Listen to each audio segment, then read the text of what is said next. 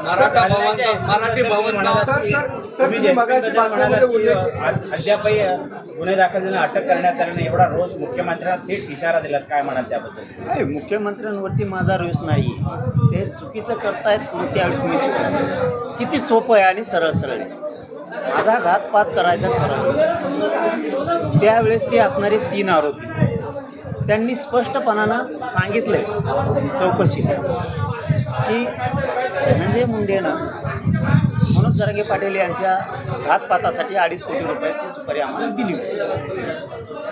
मग SP-ना गृह मंत्रालयाला अर्ज करून परवानगी मागायला हरकत काय? मंत्री आहे, माजी मंत्री आहे ना, म्हणून असता दुसरा सामान्य असता तर या निवडीत नेला असता. पोलिसांनी याच्यात राजकारण करू नये असं माझं म्हणणं आहे. सत्ता बदलत असते आणि मुख्यमंत्र्यांनी आणि अजितदादांना सुद्धा करू नये. त्या अजितदादांनी असले विषारी सापं पाळल्यामुळं हे गोरगरिबांच्या आमच्यासारख्या लेकराला भोगावं लागते. आणि जर 3 आरोपी म्हणत असतील आम्हाला दिलं नाही तर त्यांची नार्को टेस्ट करा. जे जर खोटं बोलत असतील की आम्हाला घातपाताची सुपारी दिली त्यांची नार्को टेस्ट करा. होत्या दूध का दूध पाणी का पाणी, त्याच्याबरोबर आमची दोघांची पण करा. इशारा पण दिलाय तुम्ही. धनंजय मुंडेला चौकशीला बोलवलं जात नाहीये. धनंजय मुंडेला चौकशीला बोलवलं जात नाहीये. आणि ते पायावर लोळलं. मी मागच प्रेसच्या बांधवाच्या पत्रकार बांधवाच्या माध्यमातून सांगितलं अजितदादाचे त्यांनी पाय धरले आणि फडणवीस साहेबाचे. हे बघा, मला मिळालेली माहिती आत्तापर्यंत खोटी झालेली नाही 2 वर्षात, म्हणूनच मीडियाचे बांधव माझ्यावर विश्वास ठेवते.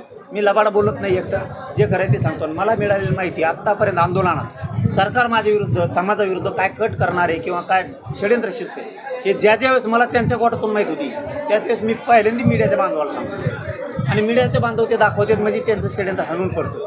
तसं मला पक्की माहिती कळालेली. अजितदादांचे यांनी पाय धरले आणि यांनी सांगितलं की मला घातपाताच्या जरांगे पाटलाच्या चौकशीपासून टाळा, वाईट होऊ शकतं त्याच्यामुळे. आणि हेच फडणवीस साहेब सुद्धा म्हणले, त्यांनी त्यात क्लीन चिट दिली त्याला. सरकार पाठीशी घातलं, पण याचे परिणाम काय असतं, याचे पडसाद भयानक असतात.